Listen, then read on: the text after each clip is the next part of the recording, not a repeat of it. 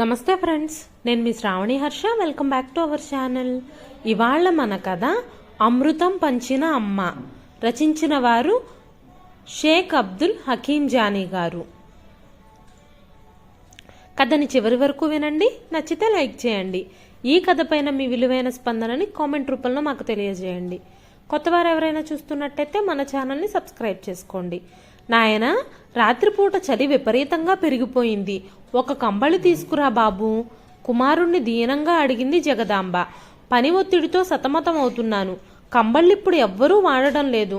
ఏదో ఒక దుప్పటి తెస్తాలే, వెళ్ళి కాసేపు నిద్రపో, ఊరికే నసపెట్టబాకు గదిమాడు పెద్ద కుమారుడు చక్రధర్. చేసేది లేక ఆ వృద్ధురాలు పక్క గదిలో ఉన్న మంచంపై కూర్చుంది. ఒక్కసారిగా ఆవిడ జీవితం కళ్ల ముందు కనబడింది. మనసులోనే గతాన్ని నెమరు వేసుకుంది. నిజానికి జగదాంబ కలవారింటి కోడలే. తాతల నుండి సంక్రమించిన పొలాన్ని భర్త స్వయంగా దున్ని ధాన్యరాసుల్ని పండించేవాడు. ఆ దంపతులకు 3 సంతానం. పెద్దవాడి పేరు చక్రధర్, రెండోవాడు మురళీధర్, 3వ సంతానమైన కుమార్తె పేరు మణిమాల. పిల్లలను అదే గ్రామంలో ఉన్న ఒక చిన్న పాఠశాలలో చేర్చింది. వారు విద్యాబుద్ధులు నేర్చుకుంటున్నారు. ఇంతలో జగదాంబ భర్త ఉత్తమ్కు ఆర్థిక ఇబ్బందులు మొదలయ్యాయి. దాంతో ఆ కుటుంబం ఆర్థికంగా చితికిపోయింది. ఇంకా పాఠశాలలోనే చదువుతున్న చిన్న పిల్లలు, మరోవైపు తనకు దూరమైన పొలం, ఆర్థిక ఇబ్బందులు, ఇవన్నీ ఆలోచించుకుని ఉత్తమ్ మంచం పట్టాడు. మానసికంగా కృంగిపోయిన ఉత్తమ్ కొద్ది రోజులకు కాలం చేశాడు. వైదవ్యం పొందిన జగదాంబ పూలమ్మిన చోటే కట్టెలమ్మలేక తన 3 సంతానాన్ని తీసుకుని పొరుగును ఉన్న పట్టణానికి వలసపోయింది. తన నగలను అమ్మి ఒక కిరాణా దుకాణాన్ని ప్రారంభించింది. ఖాళీ సమయాలలో కుట్టు మిషన్పై దుస్తులు కుట్టేది. తనేదో మేడలు మిద్దెలు కట్టాలనే తపనతో అదనపు సంపాదన కోసం జగదాంబ ఏనాడూ పాకులాడలేదు. తన బిడ్డలను బాగా చదివించి ప్రయోజకుల్ని చేయాలనే ఏకైక లక్ష్యం. ఆమె అహర్నిశలు శ్రమించింది. 3 పిల్లల్ని మంచి పాఠశాలలో చేర్పించింది. పిల్లలు కూడా కష్టపడి చదువుకున్నారు. సెలవు రోజుల్లో అవకాశం ఉన్నప్పుడు కిరాణా దుకాణంలో తల్లికి అప్పుడప్పుడు పిల్లలు సాయంగా ఉండేవారు. ఈ విధంగా జగదాంబ బిడ్డల్ని ఉన్నత చదువులు చదివించింది. ఉన్నత చదువులు పూర్తి చేసుకున్న జగదాంబ 3 సంతానం నగరంలో పెద్ద ఉద్యోగాలు సంపాదించుకున్నారు. మంచి సంబంధాలు దొరకటంతో అందరికీ పెళ్లిళ్లు జరిగాయి. తల్లి మాత్రం చిన్న పట్టణంలోనే నివసిస్తుంది. జగదాంబ వయోభారం వల్ల శ్రమ చేయలేక కిరాణా దుకాణాన్ని తీసేసింది. ఎవరైనా దుస్తులు కుట్టమని ఇస్తే ఓపిక చేసుకుని అప్పుడప్పుడు కుట్టేది. ఆ వచ్చిన డబ్బుతో జీవితాన్ని వెళ్లబుచ్చుతుంది. తన 3 సంతానంలో ఎవరో ఒకరు కాస్తో కూస్తో వాళ్లకు తీరికైనప్పుడు, అమ్మ గుర్తున్నప్పుడు డబ్బు పంపేవారు. నగరంలో వారంతా యాంత్రిక జీవన చదరంగంలో పరుగులు తీసేవారు. ఒకరోజు పెద్ద కుమారుడైన చక్రధర్కు తల్లి నుండి ఫోన్ వచ్చింది. నాయనా చక్రధర్, వయోభారం వల్ల నేను ఏ పని చేయలేకపోతున్నాను. నీ వద్దకు వచ్చి కొంతకాలం ఉండాలనుకుంటున్నాను. నువ్వు అంగీకరిస్తే నగరానికి వస్తాను అని ప్రాధేయపడుతూ అడిగింది తల్లి. ఇక్కడ మేమంతా పనుల ఒత్తిడిలో పరుగులు తీస్తున్నామమ్మా. నిన్ను ప్రత్యేకించి చూసుకునే తీరిక లేనంత పని భారంతో అల్లాడుతున్నాను. నీ కోడలు కూడా ఏదో ప్రైవేట్ ఉద్యోగం చేస్తుంది. నిన్ను కనిపెట్టుకుని ఉండాలంటే మాకు కుదరదు. పోనీ పని మనిషిని పెట్టుకుందామా అంటే ఇక్కడ పని మనుషులు దొరకడం లేదు. అందువల్ల నా వద్ద కొద్ది రోజులు ఉండి ఆ తర్వాత తమ్ముడు వద్దకు వెళుదువుగాని అన్నాడు చక్రధర్. ఎలాగూ ఓపిక చేసుకుని జగదాంబ నగరానికి చేరుకుని పెద్ద కుమారుడైన చక్రధర్ ఇంటికి చేరింది. చక్రధర్కు 2 మగపిల్లలు. నాయనమ్మను చూడగానే వాళ్లకు ప్రాణం లేచొచ్చింది. ఆగండ్రా, ఊరి నుండి రాగానే అలా మీద పడిపోతారా ఏంటి? వెళ్ళి పాఠశాలలో ఇచ్చిన ఇంటి పని పూర్తి చేయండి అంటూ పిల్లల్ని కసిరింది పెద్ద కోడలు మదలస. ఆ రాత్రి గడిచింది. ఉదయాన్నే అందరూ నిద్రలేచి కాలకృత్యాలు తీర్చుకొని అల్పాహారం సేవించారు. పాఠశాల వాహనం రావటంతో పిల్లలు పాఠశాలకు వెళ్ళిపోయారు. అమ్మ, నేను నీ కోడలు ఉద్యోగ బాధ్యతలు నిర్వర్తించడానికి కార్యాలయానికి వెళ్తున్నాము. మేము వచ్చేపాటికి సాయంత్రం అవుతుంది. పిల్లలు కూడా పాఠశాల నుంచి అప్పుడే వస్తారు. నువ్వు లోపల గడియ పెట్టుకుని విశ్రాంతి తీసుకో. మేము వచ్చే వరకు గడి తీయకు. అసలే దొంగల భయం ఎక్కువగా ఉంది అని పెద్ద కుమారుడు చక్రధర్ అన్నాడు. జగదాంబను ఇంట్లో ఒంటరిగా వదిలి అందరూ ఎటోళ్ళటు వెళ్ళిపోయారు. జగదాంబ లోపల నుండి తలుపు గడియ పెట్టుకుని కొద్దిసేపు నిద్రపోయింది. ఎటూ కదలడానికి లేదు. తననెవరో జైల్లో పెట్టారనే భావన. సాయంత్రం అయింది. పిల్లలు పాఠశాల నుంచి ఇంటికొచ్చారు. ఆఫీస్ నుండి పెద్ద కోడలు మదలస కూడా వచ్చేసి వేడివేడి కాఫీ తాగి ప్రపంచ పని భారమంతా తన భుజస్కంధాలపై ఉందనే భావనతో మదలస తాపీగా మంచంపై నడుం వాల్చింది. ఇంతలో పిల్లలిద్దరూ అమ్మ వద్దకు వచ్చారు. అమ్మ, మేం ట్యూషన్కి వెళ్ళాలి, టిఫిన్ పెట్టు అన్నారు పిల్లలు. ఇప్పుడే కదా నేను ఆఫీస్ నుంచి వచ్చింది. విసుక్కుంటూ కొంత చిరుతిండిని పిల్లలకు పెట్టింది మదలస. పిల్లలు వాటిని తిని ట్యూషన్కి వెళ్ళిపోయారు. ఈ మధ్యకాలంలో వృద్ధురాలైన జగదాంబను ఎవ్వరూ పట్టించుకోలేదు. పచ్చి మంచినీళ్లు కూడా ఇవ్వలేదు. జగదాంబకు ఏదైనా తినాలని మనసులో ఉంది. కోడల్ని అడిగితే ఏమనుకుంటుందో అనే చిన్నపాటి సందేహం ఎందుకొచ్చిన తంటాలే అని మంచినీళ్లు తాగేసి ఊరుకుంది. చీకటి పడింది. కుమారుడు చక్రధర్ ఆఫీసు నుంచి, పిల్లలిద్దరూ ట్యూషన్ నుండి వచ్చేశారు.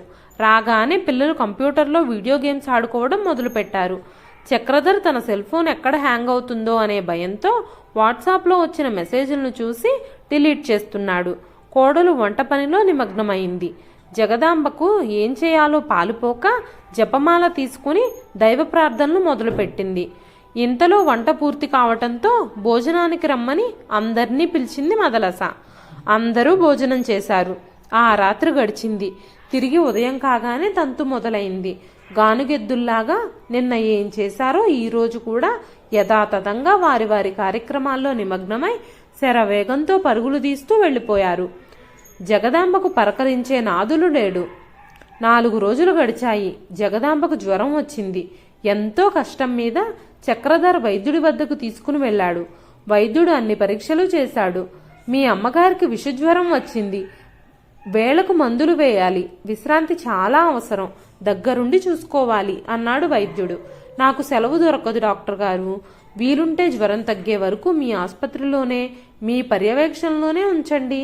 జ్వరం నయం కాగానే నాకు ఫోన్ చేయండి. నేనొచ్చి ఇంటికి తీసుకుపోతాను. ఎంత ఖర్చయిందో చెప్తే నేను మీకు చెల్లిస్తాను అని చెప్పాడు చక్రధర్. అందుకు డాక్టర్ ఒప్పుకున్నాడు. ఒక గది తీసుకొని నర్సు పర్యవేక్షణలో తల్లిని ఉంచి ఇంటి ముఖం పట్టాడు చక్రధర్. జగదాంబ 10 రోజుల పాటు ఆసుపత్రిలో ఉన్న పిదప జ్వరం తగ్గింది. ఆ మీదట ఇంటికి తీసుకొచ్చారు. ఆసుపత్రిలో డాక్టర్ 1,50,000 బిల్లు వేశాడు. ఆ బిల్లును చూసుకొని చక్రధర్ భార్య మదలస గుండెలు బాదుకుంది. ఈ ముసలిది ఇంకా మన ఇంట్లోనే ఉంటే కొంప కొల్లేరవుతుంది. మనం బొచ్చ పట్టుకుని అడుక్కోవాల్సి వస్తుంది. ఈవిడ గారిని చూడవలసిన బాధ్యత చిన్న కుమారుడిపై కూడా ఉంది కదా. రేపు ఆదివారం అతని వద్ద వదిలిరండి అని పురమాయించింది. పెళ్లాం దాటికి తట్టుకోలేక తల్లిని చిన్న కుమారుడైన మురళీధర్ వద్దకు తీసుకుని వెళ్ళాడు. తల్లిని చూడగానే మురళీధర్ దంపతులు అవాక్కయ్యారు. ఇదేమిటన్నయ్యా, నువ్వు చెప్పా పెట్టకుండా అమ్మను తీసుకుని వస్తే ఎలా? మేమే 10 రోజుల పాటు విదేశాలకు విహారయాత్రకు వెళుతున్నాం. ఆ తరువాత అమ్మను నా వద్దకు తీసుకుని వస్తాను అన్నాడు మురళీధర్. చక్రధర్ చేసేది లేక అదే నగరంలో ఉంటున్న చెల్లెలు మణిమాల ఇంటికి తల్లిని తీసుకెళ్లాడు. తల్లిని చూడగానే మణిమాల గుండె జారిపోయింది. ఏడవలేక నవ్విందన్నట్టు కృత్రిమ నవ్వును ముఖంపైకి తెచ్చుకుంది. రామ్మ, ఇప్పుడైనా రావడం? మీ అల్లుడు గారు క్యాంపుకెళ్లారు అని చెప్పింది మణిమాల. అమ్మా మణిమాల, చిన్నన్నయ్య వాళ్ళు విదేశాలకు విహారయాత్రల కోసం వెళ్తున్నారు. మొన్నటి వరకు నేను అమ్మను సాకాను. చిన్నన్నయ్య విదేశాల నుంచి రాగానే అమ్మను తన ఇంటికి తీసుకుని వెళ్తానన్నాడు. ఇప్పటి వరకు అమ్మను నీ దగ్గరే ఉంచుకోమ్మా అని ప్రాధేయపడ్డాడు చక్రధర్. అదెలా కుదురుతుందన్నయ్య? తల్లిదండ్రుల్ని చూడవలసిన బాధ్యత మగపిల్లలది. నేను భర్త చాటు ఆడదాన్ని. మీరు అమ్మను నా దగ్గరకు తెస్తే ఎలా? నా ఆరోగ్యం అంతంత మాత్రంగానే ఉండడం వల్ల ఉద్యోగం కూడా మానేశాను. నీ ఇంటికి తీసుకెళ్ళు అని కరాఖండిగా చెప్పింది మణిమాల. ముందుగా నా దగ్గరే అమ్మను ఉంచుకున్నానమ్మా. అమ్మకు విషజ్వరం వచ్చి నాకు 1,50,000 వదిలాయి. వారం 10 రోజుల్లో చిన్నన్నయ్య వాళ్ళు వచ్చేస్తారుగా, వెంటనే అమ్మను అక్కడికి పంపుదూ గాని అని సర్ది చెప్పాడు చక్రధర్. చేసేది లేక మణిమాల తల్లిని తన వద్దనే ఉంచుకుంది. 2 రోజులు గడిచాయి. మణిమాల భర్త క్యాంపు నుండి తిరిగొచ్చాడు. ఏమిటి తగలాటం? మీ అమ్మను మన వద్ద వదిలారేంటి? మీ అన్నయ్యలు ఉంచుకోవచ్చు కదా. ఏం మాయరోగం వచ్చింది వాళ్లకు? కోపంగా అన్నాడు మణిమాల భర్త జ్వాలాప్రసాద్. విషయమంతా పూసగుచ్చినట్టు భర్తతో చెప్పింది మణిమాల. 10 రోజుల భాగ్యానికి మనకు చెడ్డ పేరు దేనికి అంది మణిమాల. ఇంతలో జగదాంబ తన గదిలో నుండి హాల్లోకి వచ్చింది. బాగున్నారా అత్తయ్య అంటూ ప్రేమలొకబోసాడు అల్లుడు జ్వాలాప్రసాద్. బాగున్నాను నాయనా, మీరు బాగున్నారా అని అడిగింది జగదాంబ. బాగున్నానండి, మీరు విశ్రాంతి తీసుకోండి వెటకారంగా చెప్పి తన గదిలోకి వెళ్ళిపోయాడు. అల్లుడు జ్వాలాప్రసాద్ చాలా పెద్ద ప్రభుత్వ కార్యాలయంలో ఉన్నత స్థాయి ఉద్యోగం చేస్తున్నాడు. నిత్యం ఏసీ గదుల్లో కూర్చుని పనిచేయడమే. జీతం 1,00,000 రూపాయలు పైమాటే. ఇక పై సంపాదనకు అడ్డు అదుపు లేదు. ఈయన గారొక్కరే కష్టపడి సంపాదిస్తున్నట్టు దేశంలో అందరూ దోపిడీ చేసి సంపాదిస్తున్నారనే భావనలో నిత్యం మునిగి తేలుతుంది అతని భార్య మణిమాల. ఆ రోజు గడిచింది. బారెడు పొద్దెక్కినా కుమార్తె మణిమాల నిద్రలేవలేదు. అల్లుడు జ్వాలాప్రసాద్ నిద్రలేచి స్నానపానాదులు పూర్తి చేసుకుని ఉద్యోగానికి వెళ్ళిపోయాడు. పిల్లలు కూడా స్నానాలు పూర్తి చేసుకుని ఇంటికి ఎదురుగా ఉన్న హోటల్ నుండి అల్పాహారం తెచ్చుకొని తిని పాఠశాలకు వెళ్ళిపోయారు. పని మనిషి వచ్చి అంట్లు తోమి ఇల్లు ఊడ్చి నీళ్లతో తుడిచి వెళ్ళిపోయింది. అప్పటికి కానీ మణిమాలకు మత్తొదల్లేదు. అమ్మా మణిమాల, బారెడు పొద్దెక్కేంత వరకు నిద్రపోతే ఎలా? మీ ఆయన పిల్లలకు ఇబ్బంది కలగదా? ప్రశ్నించింది తల్లి జగదాంబ. ఇదంతా నగర జీవితంలో మామూలే అమ్మా. ఇంటిల్లి పాదికి వండి వచ్చేపాటికి నా ఎముకలు అరిగిపోతున్నాయి. అయినా వాళ్ళు పడుతున్న కష్టమేముంది? అల్లుడు గారు ఉద్యోగానికి వెళ్ళేటప్పుడు హోటల్లో తింటారు. మధ్యాహ్నం ఆఫీస్ దగ్గర హోటల్లో భోజనం చేస్తారు. పిల్లలు కూడా ఇంటి ముందున్న హోటల్ నుంచి అల్పాహారం తెచ్చుకొని తిని వెళ్తారు. మధ్యాహ్నం భోజనాన్ని నేను రిక్షావాడికిచ్చి పంపిస్తాను. దీంట్లో ఇబ్బంది ఏముంది? తాపీగా చెప్పింది మణిమాల. కాసేపు తర్వాత ఇంటి ఎదురు హోటల్ నుండి అల్పాహారం తెప్పించి తనింత తిని తల్లికి కూడా పెట్టింది. తర్వాత మధ్యాహ్న భోజనం సిద్ధం చేసింది. రిక్షావాడి చేత పిల్లలకు పంపించింది. తల్లి కూతుళ్ళిద్దరూ తిన్నారు. ఆ తర్వాత మణిమాల హాయిగా నిద్రపోయింది. సాయంత్రం 4ంటికి నిద్రలేచింది. ఉదయం బారెడు పొద్దెక్కిన తర్వాత నిద్రలేస్తున్నావు, మళ్ళీ మధ్యాహ్నం నిద్రపోవాల్సిన అవసరం ఏముంది అని జగదాంబ కూతుర్ని ప్రశ్నించింది. అమ్మో, మధ్యాహ్నం నిద్రపోకపోతే నాకు తల పట్టేస్తుంది అంది మణిమాల. రాత్రిపూట త్వరగా నిద్రపోవచ్చు కదమ్మా తిరిగి ప్రశ్నించింది తల్లి. అమ్మా, నాకున్న ఏకైక కాలక్షేపం టీవీ ఒక్కటే. రాత్రి పొద్దుపోయిన తర్వాత నాకిష్టమైన క్రైమ్ కథలు, హారర్ ధారావాహికలు వస్తాయి. అవి చూడందే నాకు నిద్ర పట్టదు. అందువల్ల ఉదయం కొద్దిగా ఆలస్యంగా నిద్రలేస్తున్నాను అంది మణిమాల.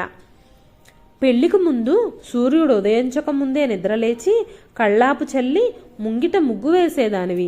ఆ క్రమశిక్షణ ఏమైందమ్మా అని అడిగింది జగదాంబ. అమ్మా, నువ్వు 10 రోజుల పాటు చుట్టం చూపుగా వచ్చావు. నా ఇంటి విషయంలో తలదూర్చకు. అయినా అమ్మను చూడాలనే బాధ్యత ఆడపిల్లపై లేదు. నీ అల్లుడు ఎంతో మంచివాడు కాబట్టి ఇంట్లోకి రానిస్తున్నాడు. అసలే మా ఆయన రేయనక పగలనక రక్తాన్ని చెమటగా మార్చి కష్టపడి పనిచేసి డబ్బు సంపాదిస్తున్నాడు. ఇక్కడ డబ్బులు చెట్లకు కాయడం లేదు. ఇంటి కోసం బండెడు చాకరీ చేసే నేను విశ్రాంతి తీసుకుని ఆరోగ్యాన్ని కాపాడుకోవాలి. నేను అడ్డం పడితే ఈ ఇంట్లో వాళ్లకు గంజినీళ్లు పోసే దిక్కు కూడా లేదు. అయినా నా పెళ్లిలో నువ్వు కట్నకాలుకలు ఏమీ ఇవ్వలేదు కదా. ఏదో నేను ప్రేమించి పెళ్లి చేసుకున్నాను కాబట్టి సరిపోయింది. లేకపోతే నువ్వు ఇంత మంచి సంబంధం తెచ్చేదానివా? అయినా నేను మీ ఇంటికి కాన్పులకు కూడా రాలేదే. అన్నీ మా ఆయనే చూసుకున్నాడు. క్రమశిక్షణ గురించి మాట్లాడితే ఎలా? ఎవరి ఇంటి నియమాలు వాళ్ళకుంటాయి బదిలిచ్చింది మణిమాల. ఆ మాటలకు జగదాంబ విస్తుపోయింది. 10 రోజులు గడిచాయి. రెండో కుమారుడు మురళీధర్ విదేశాల నుంచి వచ్చాడని తెలిసింది. ముసలి తల్లిని వదిలించుకునే ఆత్రంలో వెంటనే ఆలస్యం చేయకుండా మణిమాల తల్లిని ఆటోలో ఎక్కించుకుని చిన్నన్నయ్య ఇంటికి తీసుకెళ్ళింది. ఈరోజే కదా అమ్మా మేం విదేశాల నుంచి వచ్చింది. ఎంతో అలసిపోయాము. అంత ఆగమేఘాల మీద రాకపోతే ఏం కొంప మునిగింది? 4 రోజులు ఆగిన తర్వాత రావచ్చు కదా అసహనంగా అన్నాడు రెండో కుమారుడు మురళీధర్. చేసేది లేక ఓ మూలనున్న గదిని చూపించాడు. ఆ గదిలో పనికిరాని పాత సామాను ఉండటంతో దోమల దండు జగదాంబపై దండయాత్ర చేసింది. నాయనా మురళీధర్, ఈ గది నిండా దోమలున్నాయి. దోమలను తరిమే మందు కానీ దోమతెరను కానీ ఏర్పాటు చేయి బాబు, దీనంగా అడిగింది అమ్మ. నువ్వు నా ఇంట్లో అడుగుపెట్టి 24 గంటలు కాలేదు. అన్నీ ఆగమేఘాలపై రావాలంటే ఎలా? కొంచెం ఓపిక పట్టు అని కసిరాడు మురళీధర్. దోమల వల్ల ఆ రాత్రంతా జగదాంబకు నిద్ర పట్టలేదు. ఎలాగో ఆ రోజు గడిచింది. ఉదయాన్నే చిన్న కోడలు నందిని అందరికీ అల్పాహారం చేసి పెట్టింది. పచ్చడిలో ఉప్పు కారం ఎక్కువగా ఉండటంతో జగదాంబ సరిగ్గా తినలేకపోయింది. అమ్మా నందిని, కొంచెం ఉప్పు కారం తగ్గించు తల్లి, తినలేకపోయాను అంది జగదాంబ. మీకంటే వయసు అయిపోయిందండి. నా భర్త పిల్లలకు ఉప్పు కారాలు తగలుకుంటే ఎలా? మీకు నచ్చేలా వండాలంటే నా వల్ల కాదు. పెట్టింది తినండి, కసిరింది నందిని. ప్రతిరోజు ఏదో ఒక సమస్యతో జగదాంబ సతమతమయ్యేది. ఆవిడ గోడు ఎవ్వరికీ పట్టేది కాదు. ఒకరోజు జగదాంబ 3 సంతానం సమావేశమయ్యారు. అన్నయ్య, అమ్మకు వయసైపోయింది. ఆమె చేదస్తం భరించలేకపోతున్నాము. వృద్ధాశ్రమంలో అమ్మను ఉంచితే బావుంటుందని నా సలహా అన్నాడు మురళీధర్. అవును మరి, మనకున్న 1,00,000 సమస్యలతో అతలాకుతలమవుతున్నాము. ఈవిడ గారిని భరించే ఓపిక మనకెక్కడిది? వృద్ధాశ్రమానికి పంపడమే ఉత్తమం అని ముక్త కంఠంతో ఆమోదించారు మురళీధర్ మదలస. నేను ఒక వృద్ధాశ్రమంలో మాట్లాడాను. అయితే నెలకు 10,000 వరకు చెల్లించవలసి ఉంటుంది. మన ముగ్గురం తలా కొంత డబ్బు వేసుకొని వృద్ధాశ్రమంలో చేర్పిద్దాం. అక్కడ వాళ్ళు అమ్మను చాలా బాగా చూసుకుంటారు. ఆ వృద్ధాశ్రమం ఇల్లులాగే ఉంటుంది. సమయానికి వేడి నీళ్లు, వేడివేడి భోజనం, అన్ని సౌకర్యాలు ఉన్నాయి. గొప్పగా చెప్పాడు మురళీధర్.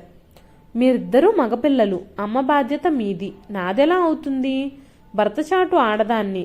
అసలే మా ఆయన రక్తాన్ని చెమటగా మార్చి కష్టపడి సంపాదిస్తున్నాడు. నా వల్ల కాదు. నేను డబ్బు ఇవ్వలేను తేల్చి చెప్పింది మణిమాల. అమ్మా తల్లి, మేం దోపిడీలు దొంగతనాలు చేసి సంపాదించడం లేదు. మేం కూడా రక్తాన్ని దారబోసే డబ్బులు సంపాదిస్తున్నాము. దేశంలో నీ భర్త ఒక్కడే రక్తాన్ని చెమటగా మార్చి సంపాదిస్తున్నాడని అపోహ పడకు గదమాయించాడు మురళీధర్. ఇక్కడ సమస్య సంపాదనది కాదు. అమ్మని వృద్ధాశ్రమంలో చేర్పిస్తే ఖర్చుకును ఎవరు భరించాలి అనేదే సమస్య.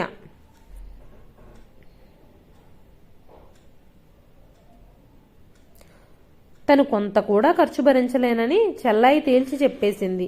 ఇక చేసేదేముంది? మనిద్దరమే ఆ ఖర్చును భరించాలి. చెరిసగం డబ్బులు వేసుకొని అమ్మను వృద్ధాశ్రమంలో చేర్పిద్దాం అన్నాడు పెద్దవాడు చక్రధర్. అదే రోజు అమ్మను వృద్ధాశ్రమంలో చేర్పించి వారికి 2 మాసాల డబ్బు 20,000 అడ్వాన్స్గా చెల్లించి ఎటోళ్ళటు వెళ్ళిపోయారు. అప్పట్నుంచి జగదాంబకు కష్టాలు మొదలయ్యాయి. వృద్ధాశ్రమంలో అందరూ వయోవృద్ధులే. అందరూ కలవారి తల్లిదండ్రులే. రెక్కలు ముక్కలు చేసుకుని పిల్లల్ని ఉన్నత స్థాయికి వచ్చేలా తమ జీవితాల్ని దారపోసిన వారే. బిడ్డలకు రెక్కలు రాగానే తల్లిదండ్రులు వారికి భారమయ్యారు. వృద్ధాశ్రమంలో పడేశారు. వృద్ధాశ్రమంలో తహసీల్దారు వంటి ఉన్నత పదవుల్లో ఉన్న వారిని తల్లిదండ్రులు కూడా ఉండడం జగదాంబ హృదయాన్ని కదిలించి వేసింది. ఎప్పుడు రాలిపోతానో తెలియని ఈ పండుటాకులు బిడ్డలకు భారమయ్యాయా అని మనసులోనే బోరున వెలిపించింది. వృద్ధాశ్రమంలో అందరూ వయోవృద్ధులు కావడంతో కొంతమంది మరుగుదొడ్లకు వెళ్లేలోపే మూత్ర విసర్జన చేసేవారు. కొందరైతే మల విసర్జన కూడా చేసేవారు. వృద్ధాశ్రమ సిబ్బంది మొత్తం శుభ్రం చేసి ఫినాయిల్తో కడిగేవారు. అంతకు మించి పర్యవేక్షణ అంత బాగా ఉండేది కాదు. అనారోగ్యంతో బాధపడేవారు ఒకవైపు, ఆప్యాయంగా పలకరించే రక్త సంబంధికులు లేరని దీనంగా విలపించేవారు మరోవైపు, దేవుడు పిలుపు కోసం ఎదురు చూస్తూ ఆవేదన చెందేవారు ఇంకోవైపు. అదో శోకసంద్రాన్ని తలపించే వాతావరణం అక్కడ కనిపిస్తుంది. నెల పూర్తి కాగానే వృద్ధాశ్రమానికి డబ్బులు చెల్లించడానికి వచ్చేవారు తప్పితే ఈ పండుటాకులు ఉన్నాయా రాలాయా అని గమనించేవారెవ్వరూ లేరు. అక్కడ ఎవరైనా వృద్ధులు చనిపోతే ఇంటికి ఫోన్ చేస్తారు. కొంతమంది అయితే తమ ఇళ్లకు తీసుకుని వెళ్లి దహన సంస్కారాలు చేస్తారు.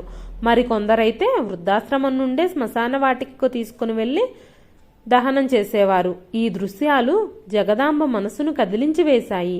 ఈ బాధల్ని చూసి కొందరు వృద్ధులు తమ బిడ్డలకు శాపనార్థాలు పెట్టేవారు.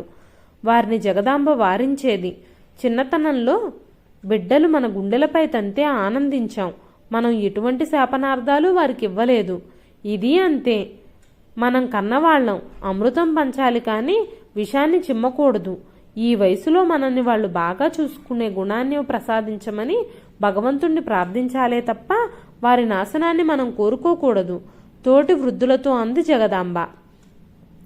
అమృతం పంచే అమ్మ మనసంటే ఏమిటో అందరికీ రుచి చూపించినట్లయింది. కొంతకాలం గడిచింది. జగదాంబ వృద్ధాశ్రమంలోనే కాడం గలుపుతుంది. జగదాంబ ముగ్గురు సంతానం హాయిగా జీవిస్తున్నారు.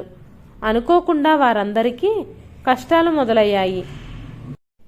పెద్ద కుమారుడి చక్రధర ఆఫీసులో అనేక సమస్యలు వచ్చాయి. ఆఫీసులో కొందరు నూతనంగా రూపొందించిన సాఫ్ట్వేర్ ప్రాజెక్టులను చోరీ చేసి బయట వారికి అమ్మేశారు. ఆ కుంభకోణం బయటపడింది.